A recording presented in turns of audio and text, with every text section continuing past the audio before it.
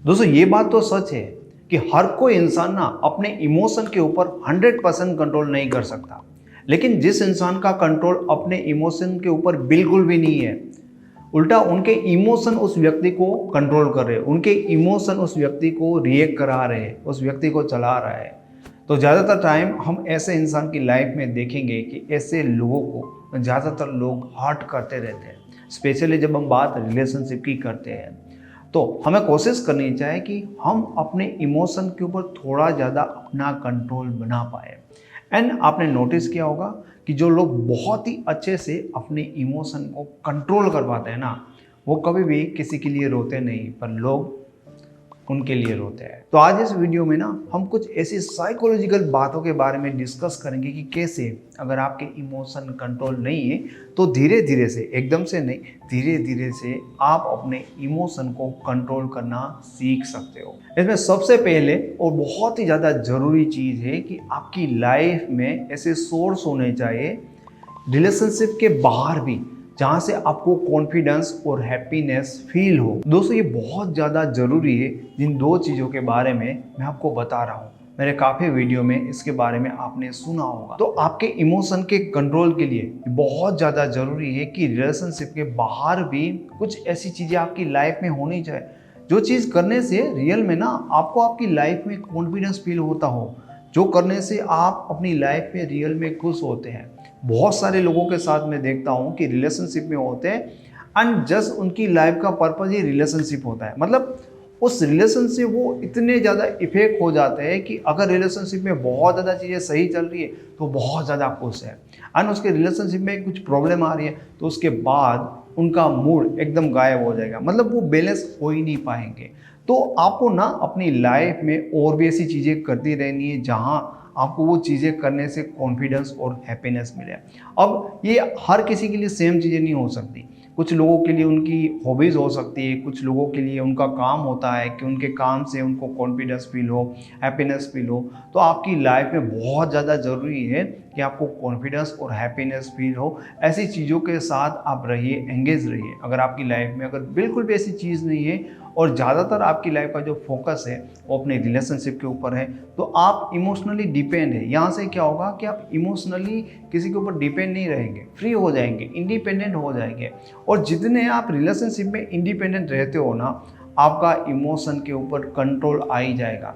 ऐसा नहीं है कि अगर आप बहुत ज़्यादा इमोशनल पर्सन हो या आप बहुत ज़्यादा प्रैक्टिकल पर्सन हो। आप देखते होंगे कि जिन्हें आप प्रैक्टिकल लोग कहते हैं, मोस्ट ऑफ ऐसे लोगों की लाइफ में ना फोकस जस्ट रिलेशनशिप पे नहीं होता।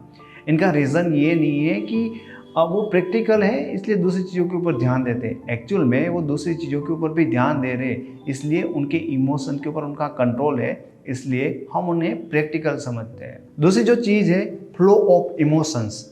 अच्छा, फ्लो ऑफ इमोशंस आपने फील किया होगा, आप प्रैक्टिकल इंसान हो या इमोशनल इंसान हो, लेकिन ये फ्लो ऑफ इमोशंस आपने कई बार रिलेशनशिप में किसी इंसान के साथ फील किया होगा कि लाइक उनके साथ बैठे हो या उनके साथ बात कर रहे हो तो अचानक से ना आपके अंदर एक फ्लो आ जाता है इमोशन का, और आप सामने वाले इंसान के बारे में बहुत ज़्यादा सोचने लगते हो, इनफैक्ट बहुत ज़्यादा महसूस करने लगते हैं। ये एक फ्लो होता है। तो कई बार हमें इंसान के बारे में, सामने वाले इंसान के बारे में बहुत गुस्सा भी आता है। इसी तरह से एक इमोशन का भी ऐसा फ्लो आपको फील हो सकता है। अब यहाँ पे ना मोस्ट ऑफ लोग इस फ्लो को ना मतलब रोकने की कोशिश नहीं करते। अब मैं ऐसा भी नहीं कहूँगा कि आपको इस फ्लो को मतलब आने ही नहीं देना है, जो एग्जैक्टली आपको फील होता है वो बताना नहीं चाहिए। हाँ, वो चीज़ें करनी चाहिए, लेकिन नहीं, अगर आप ये चीज़ बार बार कर रहे हो और 100% जैसा फील हो रहा है वैसा बता दे रहे हो, लाइक वो इंसान बहुत अच्छा लग रहा है, उनकी बहुत सारी चीज़ें आपको फील हो रही है, तो दुनिया का बेस्ट इंसान है, मतलब तेरे बिना रह नहीं सकता। इस फ्लो में ये सारी चीज़ें आपको कोशिश करनी कि हम ना बता दें, क्योंकि जब फ्लो आएगा तो डेफिनेटली आपके मन में ना ऐसे ख्याल आएंगे, बहुत कुछ करने का मन करेगा, मतलब रिएक्ट करने का मन करेगा, बोलने का मन करेगा, उसके बारे में अच्छी अच्छी बातें। एंड मतलब इस फ्लो में हम उनको बता ही देते हैं कि हम उनको कितना दिल खोल के प्यार करते हैं। अब ये तो चीज़ें हैं, होती है, पर इस टाइम पे क्या करना है कि आपको ट्राई करना है। पहली चीज़ ये है कि हो सकता है कि पहली बार में आप ना कर पाओ, लेकिन ट्राई करना है कि जब ऐसा फ्लो फील हो तो नहीं बताना है। मतलब जितना हो रहा है उसका 50% ट्राई करो। 50% ट्राई करोगे तो शायद 70% तक चले तो जाओगे, लेकिन बार बार बार बार ये अगर फ्लो आता है और सामने वाले को आप फील करा रहे हो ना, नहीं आ पाएगा। पर चीज़ें क्या कह रहा हूँ मैं आपको कि कंट्रोल करने की कोशिश करो। अभी मैं आपको कह रहा हूँ कि जस्ट कोशिश करो। तो होगा क्या कि अगर बार बार आप ये कोशिश करो ना, तो फिर भी फ्लो तो जा रहा है और इसमें गलती फिर भी होगी, लेकिन धीरे धीरे धीरे आपका कंट्रोल आ जाएगा। मतलब आपकी कंट्रोल करने की प्रैक्टिस इतनी अच्छी हो जाएगी कि फिर वो फ्लो को आप कंट्रोल कर पाओगे। मतलब जो चीज़ें आपको फील होती है ना, वो भी ऑटोमेटिकली कंट्रोल होने लगेगी। आपने तो रिएक्ट करना, उतना ही कंट्रोल करना स्टार्ट करना है कि इतना रिएक्ट नहीं करना जो फील हो रहा है। लेकिन वो कंट्रोल करने से धीरे धीरे जो फील हो रहा है ना, वो अपने आप कंट्रोल हो जाएगा, लेकिन उसमें टाइम लगेगा। पर हमें क्या करना है, हमें ट्राई करना है। तीसरी चीज़ जो बहुत बहुत ज़्यादा मेरे हिसाब से ज़रूरी है, अगर आप अपने इमोशन के ऊपर कंट्रोल रखना चाहते हो, तो जिस तरह से आप उस इंसान को रखते हो जिसे आप प्यार करते हो, उसी हिसाब से अपने आप को आपको रखना चाहिए।